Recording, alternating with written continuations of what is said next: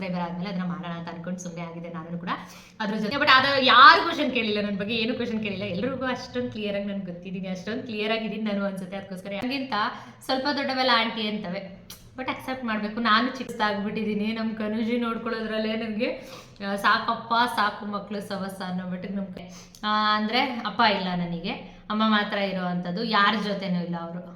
Hi everyone, welcome back to my channel. ಇವತ್ತಿನ ವ್ಲಾಗ್ನ start ಮಾಡ್ತಾ ಇದ್ದೀನಿ. ಇವತ್ತು ಯಾವುದೇ ಡೈಲಿ ವ್ಲಾಗ್ ಅಲ್ಲ, ರೆಗ್ಯುಲರ್ ಆಗಿ ರೆಸಿಪಿ ಅಥವಾ ಮನೆ ಕೆಲಸ ಇದ್ರ ವ್ಲಾಗ್ ಅಲ್ಲ.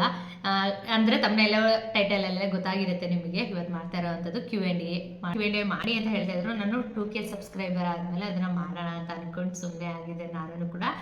ಅದ್ರ ಜೊತೆಗೆ ಒಂದಷ್ಟು ಕ್ವಶನ್ಸ್ಗಳು ಇನ್ನೂ ಒಂದಷ್ಟು ಇರಲಿ, ಸ್ವಲ್ಪ ಅಂದರೆ ವ್ಲಾಗ್ನ ಎಷ್ಟಕ್ಕೆ ಮುಗಿಸ್ಬೇಕಾಗುತ್ತೆ, ಸ್ವಲ್ಪ ಲೆಂತಿಯಾಗಿ ಮಾಡಬೇಕು ಅಂದರೆ ಒಂದಷ್ಟು ಜಾಸ್ತಿ ಕ್ವಶನ್ಗಳಿದ್ರೆ ನನಗೂ ಮಾಡೋದಕ್ಕೆ ಈಸಿ ಆಗುತ್ತೆ ಅಂತ ಹೇಳ್ಬಿಟ್ಟು ನಾನು ವೆಯ್ಟ್ ಮಾಡ್ತಿದ್ದೆ. ಬಟ್ ಇವಾಗ 2000 ಆಗಿ ಅದ್ರ ಮೇಲೂ ಪಾಸ್ ಆಗ್ತಿದೆ. ಅದಕ್ಕೋಸ್ಕರ ಇವಾಗ ವ್ಲಾಗ್ ಮಾಡೋಣ Q&A ಅಂತ ಹೇಳ್ಬಿಟ್ಟು ಇವತ್ತು ಮಾಡ್ತಾ ಇದ್ದೀನಿ. ಹಿಂದಿನ ವ್ಲಾಗಲ್ಲೇ ಹೇಳಿದೆ, ನಾನು ನೆಕ್ಸ್ಟ್ ವ್ಲಾಗ್ ಹಾಕೋದೇನೇ ಇದ್ರೂ ಇದನ್ನು ಹಾಕ್ತೀನಿ, ಅದಾದಮೇಲೆ ರೆಗ್ಯುಲರ್ ವ್ಲಾಗ್ಸ್ನ ಹಾಕ್ತೀನಿ ಅಂತಲೂ ಕೂಡ ಹೇಳಿದೆ. ಹಾಗಾಗಿ ಕ್ವಶನ್ ಕೇಳೋದಕ್ಕೆ ಹೇಳಿದ್ದೆ, ಬಟ್ ಅದು ಯಾರು ಕ್ವಶನ್ ಕೇಳಿಲ್ಲ ನನ್ನ ಬಗ್ಗೆ, ಏನು ಕ್ವಶನ್ ಕೇಳಿಲ್ಲ. ಎಲ್ರಿಗೂ ಅಷ್ಟೊಂದು ಕ್ಲಿಯರಾಗಿ ನನಗೆ ಗೊತ್ತಿದ್ದೀನಿ, ಅಷ್ಟೊಂದು ಕ್ಲಿಯರ್ ಆಗಿದ್ದೀನಿ ನಾನು ಅನ್ಸುತ್ತೆ. ಅದಕ್ಕೋಸ್ಕರ ಯಾರು ಏನು ಕ್ವಶನ್ ಕೇಳಿಲ್ಲ ಅಂತ ಅಂದ್ಕೊಂಡೆ. ಬಟ್ ಮುಂಚೆ ಒಂದಷ್ಟು ಕ್ವಶನ್ಸ್ಗಳು ಬರ್ತಾ ಇದ್ದಕ್ಕೆ ಇವಾಗ ಆನ್ಸರ್ ಮಾಡೋಣ ಅಂತ ಹೇಳ್ಬಿಟ್ಟು ಮಾಡ್ತಾ ಇದ್ದೀನಿ. ಏನು ಇದು ಡ್ರೆಸ್ಸು ನಾನೇ ಹೊಲ್ದಿರೋ ಡ್ರೆಸ್ಸು, ನಾನು ಟೈಲರಿಂಗ್ ಕಲ್ತಿದ್ದಕ್ಕೆ ಫಸ್ಟು ಡ್ರೆಸ್ ಹೊಲ್ಕೊಂಡಿರೋ ಅಂಥದ್ದು. ಇದು ಶಾರ್ಟು ಜೀನ್ಸ್ ಮೇಲೆ ಹಾಕುವಂಥ ಶಾರ್ಟ್ ಟಾಪ್, ಇಷ್ಟೇ ಇರೋವಂಥದ್ದು. ಇದು ಟಾಪು ಈ ರೀತಿ ಸ್ಟಿಚ್ ಮಾಡಿರೋದು. ಇದು ಸ್ಯಾರಿ ಕ್ಲಾತಲ್ಲಿ ಸ್ಟಿಚ್ ಮಾಡ್ಕೊಂಡಿರೋ ಅಂಥದ್ದು. ನಾನು ಮತ್ತು ನನ್ನ ಜೊತೆ ಯಾರು ಕಲಿಯಕ್ಕೆ ಬರ್ತಾರೆ ಅವರು ನಾನು ಇಬ್ಬರು ಒಂದೇ ಪ್ಯಾಟ್ರನಲ್ಲಿ, ಒಂದೇ ಕಲರು, ಒಂದೇ ಇದು ಎಲ್ಲ ಸೇಮ್ ಹೀಗೆ ಸ್ಟಿಚ್ ಮಾಡ್ಕೊಂಡಿದ್ದೀವಿ ಇಬ್ಬರೂ ಕೂಡ. ಚೆನ್ನಾಗಿದೆ ಒಂಥರ, ಅಂದರೆ ಈ ರೀತಿ ಹೇಳ್ಕೊಟ್ಟಿದ್ದು ಅವರು, ಚೆನ್ನಾಗಿತ್ತು. ಅದಕ್ಕೋಸ್ಕರ ಇಬ್ಬರು ಸ್ಟಿಚ್ ಮಾಡಿದ್ದೀವಿ. ಇನ್ನು ಇವಾಗ ಸ್ಟಾರ್ಟ್ ಮಾಡೋಣ Q&Aನ. ತುಂಬ ಕ್ವಶನ್ಸ್ಗಳೇನು ಇಲ್ಲ ಅಷ್ಟೊಂದು, ಅದೇ ಹೇಳಿದಾಗೆ ನಾನು ಕ್ಲಿಯರ್ ಆಗಿದ್ದೀನಿ ಅನ್ಸುತ್ತೆ ನಿಮ್ಮ ಜೊತೆ. ಹಾಗಾಗಿ ನಾನು ಆಲ್ಮೋಸ್ಟ್ ಅಂದರೆ ಮೆಸೇಜ್ ಕಮೆಂಟ್ ಮಾಡ್ತಾರಲ್ಲ ಅವಾಗಲೇ ಹೇಳ್ಬಿಡ್ತೀನಿ, ಇಲ್ಲ ವೀಡಿಯೋಸಲ್ಲಿ ಯಾವಾಗಲಾದರೂ ಹೇಳ್ಬಿಟ್ಟಿರ್ತೀನಿ. ಹಾಗಾಗಿ ಜಾಸ್ತಿ ಕ್ವಶನ್ಸ್ಗಳಿಲ್ಲ ಅಂತ ಅಂದ್ಕೊತೀನಿ. ಇನ್ನು ಒಬ್ಬರೇ 10 ಕ್ವಶನ್ಸ್ನೂ ಹಾಕ್ಕೊಟ್ಟಿದ್ದಾರೆ. ಪ್ರಿಯಾ ಚಿನ್ನು ಅಂತ ಹೇಳಿಬಿಟ್ಟು Q&A ಮಾಡ್ತೀನಿ ಅಂದಿದ್ರಿ ಅಲ್ವಾ ಅಕ್ಕ, ಸ್ವಲ್ಪ ಕ್ವಶನ್ ನನ್ನ ಮೈಂಡಲ್ಲಿದೆ, ಅದನ್ನು ಕೇಳ್ತೀನಿ, ಅದ್ರ ಜೊತೆ ಇದಕ್ಕೆ ಆನ್ಸರ್ ಮಾಡಿ ಅಂತ ಹೇಳಿ ಅಂತ ಕಮೆಂಟ್ ಹಾಕಿದ್ರು. ಅದಕ್ಕೆ 10 ಕ್ವಶನ್ ಸಾಲಾಗಿ ಲೈನಾಗಿ ಹಾಕ್ಕೊಟ್ಟಿದ್ದಾರೆ ನನಗೆ. ಸೊ ಹಾಗಾಗಿ ಇವಾಗ ಅದಕ್ಕೆ ಆನ್ಸರ್ ಮಾಡ್ತಾ ಇದ್ದೀನಿ. ಫಸ್ಟ್ ಕ್ವಶನ್ ಬಂದು, ಸಾನು ಏನು ಸ್ಟಡಿ ಮಾಡ್ತಿರೋದು ಅಂತ ಹೇಳಿ ಕೇಳಿರೋ ಅಂಥದ್ದು. ಸಾನು 9th ಸ್ಟ್ಯಾಂಡರ್ಡ್ ಓದ್ತಿದ್ದಾಳೆ. ಈ ವರ್ಷ 9th, ಈ ಫೆಬ್ರವರಿಗೆಲ್ಲ 9th ಕಂಪ್ಲೀಟ್ ಮಾಡಿ 10th ಸ್ಟಾರ್ಟ್ ಮಾಡ್ತಾರೆ. 10th ಸ್ವಲ್ಪ ಜಾಸ್ತಿ ಪೋರ್ಷನ್ಸ್ನ ಕಂಪ್ಲೀಟ್ ಮಾಡೋದಕ್ಕೆ ಈಸಿ ಆಗಲಿ ಅಂತ ಹೇಳಿಬಿಟ್ಟು ಅವರಿಗೆ ಫೆಬ್ರವರಿನಲ್ಲೇ 9th ಕಂಪ್ಲೀಟ್ ಮಾಡಿ 10th ಸಾನು ಜಾಯ್ನ್ ಆಗ್ತಾಳೆ 10th. ಇನ್ನದಾದಮೇಲೆ ಕನು ಏನು ಸ್ಟಡಿ ಮಾಡ್ತಿರೋದು ಅಂತ ಹೇಳಿ ಕೇಳಿರೋದು. ಕನು 3rd ಸ್ಟ್ಯಾಂಡರ್ಡ್, 3ನೇ ಕ್ಲಾಸ್ ಓದ್ತಾ ಇರೋದು ಕನುಶ್ರೀ. ಇನ್ನದಾದಮೇಲೆ ನಿಮ್ಮದು ಸಂತೋಣದ್ದು ಏಜ್ ಎಷ್ಟು ಗೆಸ್ ಮಾಡಿ, ನಾನು ಹೇಳ್ತೀನಿ, ಹೇಳಲ್ಲ ಅಂತಲ್ಲ, ಗೆಸ್ ಮಾಡಿರಿ ನೀವು. ನನಗೆ ಇವಾಗ 33, ಸಂತುಗೆ 41 years. ಸಂತುಗೆ ಏಜು ಕೇಳಬಾರ್ದು ಅಂತಾರೆ, ಬಟ್ ಆದ್ರೂ ಏನು ತೊಂದರೆ ಇಲ್ಲ. ಅದರಲ್ಲಿ ಏನಿದೆ ನಮ್ಮ ಏಜ್ ಹೇಳ್ಕೊಳ್ಳೋದ್ರಲ್ಲಿ. ದೊಡ್ಡೋಳು ಅಂದ್ಕೊಂಡ್ರು ಪರವಾಗಿಲ್ಲ, ಚಿಕ್ಕೋಳು ಅಂದ್ಕೊಂಡ್ರು ಪರವಾಗಿಲ್ಲ, ನನಗಿಂತ ಸ್ವಲ್ಪ ದೊಡ್ಡವೆಲ್ಲ ಆಂಟಿ ಅಂತವೆ, ಬಟ್ ಅಕ್ಸೆಪ್ಟ್ ಮಾಡಬೇಕು. ನಾನು ಚಿಕ್ಕವಳಿದ್ದಾಗ ನನಗಿಂತ ಒಂದು 5-6 ವರ್ಷ ದೊಡ್ಡ ಇರೋರ್ನೆಲ್ಲ ಅಂಕಲ್ ಅಂದ್ಬಿಟ್ಟಿದ್ದೀನಿ. ಸೊ ಇವಾಗ ನನ್ನ ಅಂತ ಇದ್ದಾರೆ, ಅದಕ್ಕೋಸ್ಕರ ಅದಕ್ಕೇನು ಬೇಜಾರಿಲ್ಲ ನನಗೆ ಏಜ್ ಬಗ್ಗೆ ಹೇಳ್ಕೊಳ್ಳೋದಕ್ಕೆ. ಏನೋ ಅದಾದಮೇಲೆ ಮದುವೆ ಆಗಿ ಎಷ್ಟು ವರ್ಷ ಆಯಿತು ಅಂತ ಹೇಳಿ ಕೇಳಿದ್ದೀರಾ. ನೆಕ್ಸ್ಟ್ ಫೆಬ್ರವರಿ ಬಂದರೆ 16 ವರ್ಷ ಆಗುತ್ತೆ ನಮ್ಮ ಮದುವೆ ಆಗಿ. 16 years ಕಂಪ್ಲೀಟೆಡ್. ಸಂತೋಣ ಸ್ಯಾಲ್ರಿ ಅಂದರೆ ಹೇಳಬೇಕಾ ಬೇಡವೋ ಗೊತ್ತಿಲ್ಲ, ಬಟ್ ಬೇಡ ಅನಿಸುತ್ತೆ. ನಮಗೆ ಖರ್ಚು ಮಾಡಿ ದಿನನಿತ್ಯಕ್ಕೆ ನಮ್ಮ ಜೀವನಕ್ಕೆ ಎಷ್ಟು ಬೇಕು ಅಷ್ಟು ಆರಾಮಾಗಿ ಸ್ಯಾಲ್ರಿ ಬರ್ತಿದೆ, ಏನು ತೊಂದರೆ ಇಲ್ಲ ಸ್ಯಾಲ್ರಿಗೆ. ಅಂದರೆ ಪರ್ಟಿಕ್ಯುಲರಾಗಿ ಇಷ್ಟ ಅಂತ ಹೇಳೋದಕ್ಕೆ ಹೋಗೋದಿಲ್ಲ. ಮಕ್ಕಳು ಫೀಸ್ ಕಟ್ಕೊಂಡು ಮನೆ ನಡೆಸ್ಕೊಂಡು ಹೋಗೋಷ್ಟು ಸ್ಯಾಲ್ರಿ ಸಂತಕ್ಕೆ ಬರ್ತಾ ಇದೆ. ಹಿಂದಕ್ಕೆ ಕೇಳಿ ನನಗೆ ನಗು ಬಂತು. ನೆಕ್ಸ್ಟ್ ಇನ್ನೊಂದು ಪಾಪು ಮಾಡ್ಕೊಳ್ಳೋ ಪ್ಲ್ಯಾನ್ ಇದೆಯಾ ಅಂತೆ. ಚಾನ್ಸೇ ಇಲ್ಲ, ಇದರಲ್ಲೇ ಸುಸ್ತಾಗ್ಬಿಟ್ಟಿದ್ದೀನಿ. ನಮ್ಮ ಕನುಜಿ ನೋಡ್ಕೊಳ್ಳೋದ್ರಲ್ಲೇ ನನಗೆ ಸಾಕಪ್ಪ ಸಾಕು ಮಕ್ಕಳು ಸವಸ ಅನ್ನೋ ಮಟ್ಟಿಗೆ ನಮ್ಮ ಕನುಷಿ ಮಾಡಿಬಿಟ್ಟಿದ್ದಾಳೆ. ಸೊ ಹಾಗಾಗಿ ಯಾವುದೇ ಮಕ್ಕಳು ಪ್ಲ್ಯಾನು ಇಲ್ಲ. ಮನೇಲಿ ಆಸೆ ಇದೆ ಒಂದು ಗಂಡು ಮಗು ಆಗಲಿ ಅಂತ ಹೇಳ್ಬಿಟ್ಟು, ಗಂಡಾಗಲಿ ಹೆಣ್ಣಾಗಲಿ ಮಕ್ಕಳನ್ನ ಬೆಳೆಸೋದ್ರಲ್ಲಿರೋದು. ಇವಾಗ ಗಂಡು ಮಕ್ಕಳು ಹೆತ್ತರು ಕೂಡ ಪಶ್ಚಾತ್ತಾಪ ಪಡ್ತಿದ್ದಾರೆ, ಅಯ್ಯೋ ಗಂಡು ಮಗು ಇವ್ನು ಹಿಂಗೆ ಕಲ್ತಾ ಹಂಗೆ ಕಲ್ತಾ ಅಂತ ಹೇಳ್ಬಿಟ್ಟು. ಸಂತೋಗದು ಯಾವುದೇ ಥರದ ಫೀಲಿಂಗ್ಸು ಇಲ್ಲ, ನಂಗೆ ಗಂಡು ಮಗು ಬೇಕು ಅಂತ ಹೇಳ್ಬಿಟ್ಟು. ಏನು ಹೇಳ್ತಾರೆ ಅಂದರೆ, ಮುಂಚೆ ಕನುಷಿ ಹುಟ್ಟಾಗ್ಲೂ ಅಯ್ಯೋ ಎಣ್ಣೆ ಆಗೋಯ್ತಲ್ಲ ಅಂತ ನಾನು ಬೇಜಾರು ಮಾಡ್ಕೊತಿದ್ದಾಗಲೂ, ನಮ್ಮ ಸಾನು ಅಂತ 10 ಹೆಣ್ಮಕ್ಳು ಹುಟ್ಟಿದ್ರು ನಾನು ಸಾಕ್ತೀನಿ, ನಂಗೆ ಏನು ಬೇಜಾರಿಲ್ಲ ಅಂತ ಹೇಳ್ತಿದ್ರು. ಸಂತೋಗೆ ಅದು ಯಾವುದೇ ಫೀಲಿಂಗ್ಸ್ ಇಲ್ಲ. ಸಂತೋಗೆ ಏನಾದರೂ ಗಂಡು ಮಗು ಆಸೆ ಇದ್ದಿದ್ರೆ ನನಗೂ ಬೇಜಾರು ಅನಿಸಿರೋದೇನೋ, ನಾನೇ ಬೇಜಾರು ಮಾಡ್ಕೊಂಡಿದ್ದೀನಿ ನಮ್ಗೊಂದು ಗಂಡು ಮಗು ಆಗಲಿಲ್ವಲ್ಲ ಅಂತ. ಮೀನ್ಸ್ ಸಂತೋರ್ ಜೊತೆ ಇರೋದು 5 ಜನ ಅಕ್ಕಂದಿರು, ಸಂತು ಒಬ್ಬರೇ ಇರೋವಂಥದ್ದು. ಅವ್ರ ಫ್ಯಾಮಿಲಿನಲ್ಲಿ ಗಂಡು ಮಗು ಬೇಕು ಅಂತ ಇಷ್ಟು ಜನ ಆದಮೇಲಾದರೂ ಸಂತು ಇದ್ದಾರೆ, ಬಟ್ ಇವರಿಗೆ ಇಲ್ಲ. ಅದಕ್ಕೋಸ್ಕರ ಬೇಜಾರು ಆಯ್ತು ನನಗೆ. ಬಟ್ ಅದಾದಮೇಲೆ ಕನುಷಿನ ಬೆಳೆಸ್ತಾ ಬೇಜಾರೆಲ್ಲ ಹೋಗ್ಬಿಡ್ತು. ಈಗ ನಾವು ಇಬ್ಬರೇ ಹೆಣ್ಮಕ್ಳು, ಹಾಗಾಗಿ ಏನು ನನಗೆ ಆ ಫೀಲಿಂಗ್ಸೇ ಬರ್ತಾ ಇಲ್ಲ. ತುಂಬ ಜನ ಹೆಣ್ಮಕ್ಳಿರೋರು ಆರಾಮಾಗಿ ಮದುವೆ ಮಾಡಿ ಹೆಣ್ಮಕ್ಳನ್ನ ಅವ್ರನ್ನೇ ಬಂದಾಳಿ ಮಕ್ಳನ್ನೇ ಗಂಡು ಮಕ್ಳು ಅಂತ ನೋಡ್ತಾರಲ್ವ, ಹಾಗೇನೆ ಹೆಣ್ಮಕ್ಳನ್ನ ಹೆಂಗೆ ಮಗಳು ಅಂತ ನೋಡ್ಕೊಳ್ಬೇಕಾಗುತ್ತೆ, ಹಾಗೇನೆ ಗಂಡು ಮಕ್ಳು ಅಳಿಯ ಎಲ್ಲ ಮಗ ಅಂದ್ಕೊಂಡು ನೋಡ್ಕೊಳ್ಳೋಣ ಅಂದ್ಬಿಟ್ಟು ಅದಕ್ಕೇನೆ ಫಿಕ್ಸ್ ಆಗಿದ್ದೀವಿ. ಯಾವುದೇ ಮಕ್ಕಳು ಮಾಡ್ಕೊಳ್ಳೋ ಪ್ಲ್ಯಾನು ಕೂಡ ಇಲ್ಲ ಅಂತ. ನನ್ನ ಫ್ಯಾಮಿಲಿ ಪ್ಲ್ಯಾನಿಂಗ್ ಆಪ್ರೇಷನು ಕೂಡ ಆಗಿಲ್ಲ, ಬಟ್ ಆದರೂ ಮಕ್ಕಳು ಮಾಡ್ಕೊಳ್ಳೋ ಆಸೆ ಇಲ್ಲ. ಮಾಡಿಸ್ಕೊಳ್ಬೇಕಿತ್ತು, ಅದನ್ನು ಕೂಡ ಮಾಡಿಸ್ಕೊಳ್ಳೋದಕ್ಕಾಗಲಿಲ್ಲ. ಅಂದರೆ ಕನುಷಿ ಬೇಗ ಹುಟ್ಟಿದ್ಲು, ಕನುಷಿ ಸಾನು ಇಬ್ಬರು ಹುಟ್ಟಿದ್ದು ಹಾಗೇನೆ ಬೇಗ. ಅಂದರೆ ವಾಟರ್ ಕಮ್ಮಿ ಇದೆ, ಹಾರ್ಟ್ ಬೀಟ್ ಕಮ್ಮಿ ಆಗ್ತಿದೆ ಅಂತ ಹೇಳಿಬಿಟ್ಟು ಕನುಷಿ ಬೇಗ ಡೆಲಿವರಿ ಮಾಡಿದರು. ಸೊ ಹಾಗಾಗಿ 6 ಮಂತ್ಸ್ ಗ್ಯಾರಂಟಿ ಕೊಡೋಲ್ಲ ಯಾವುದೇ ಮಕ್ಕಳು ಆ ರೀತಿ ಇದ್ದಾಗ. ಹಾಗಾಗಿ 6 ಮಂತ್ಸ್ವರೆಗೂ ಆಪ್ರೇಷನ್ ಮಾಡಲ್ಲ ಅಂತ ಹೇಳಿದ್ರು.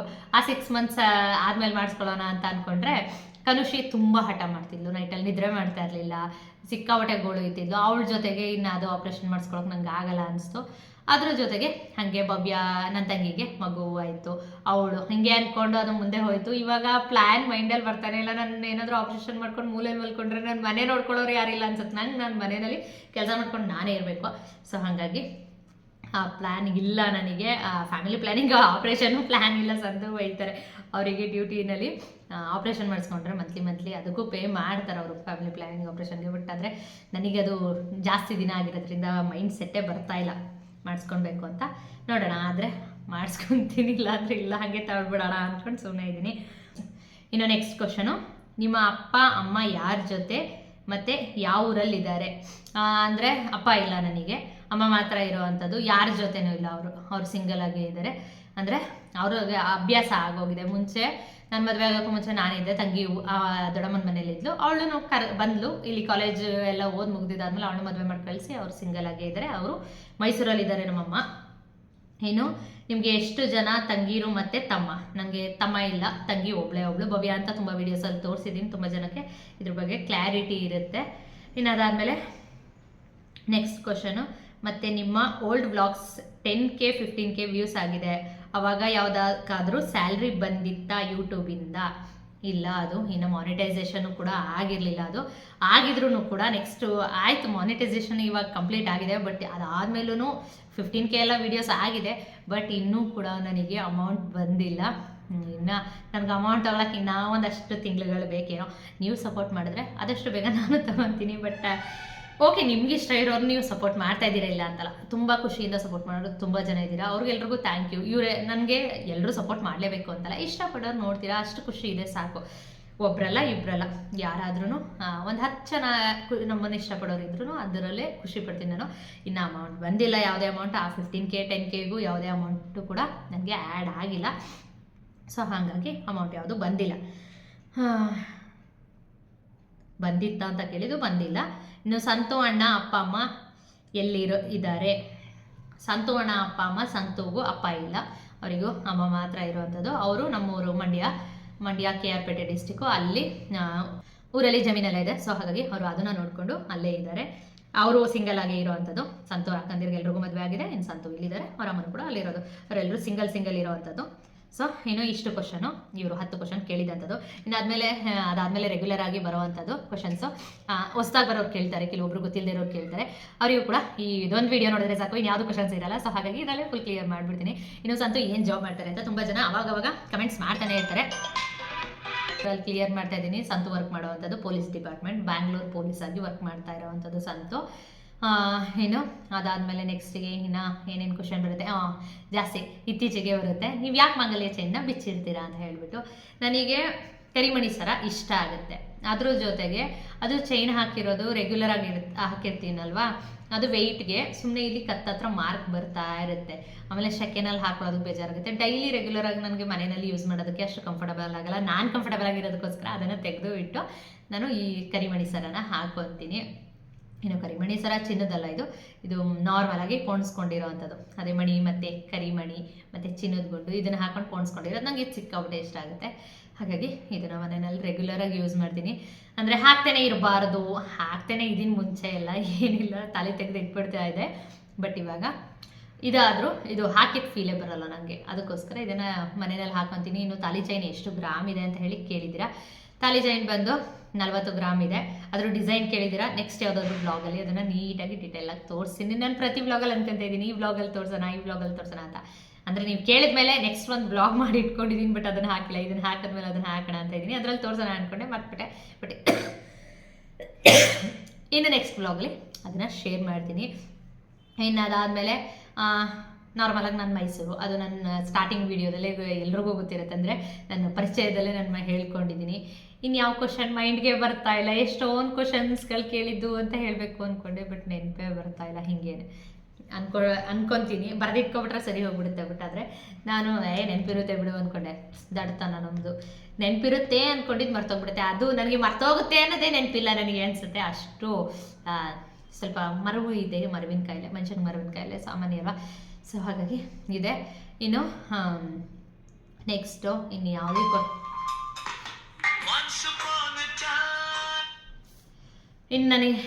ನಿಮಗೇನಾದರೂ ಕ್ವಶನ್ಸ್ ಇದ್ದರೆ ನೆಕ್ಸ್ಟ್ ಯಾವುದಾದ್ರೂ ವ್ಲಾಗ್ಸಲ್ಲಿ ನಾನು ಕ್ಲಿಯರ್ ಮಾಡ್ತೀನಿ.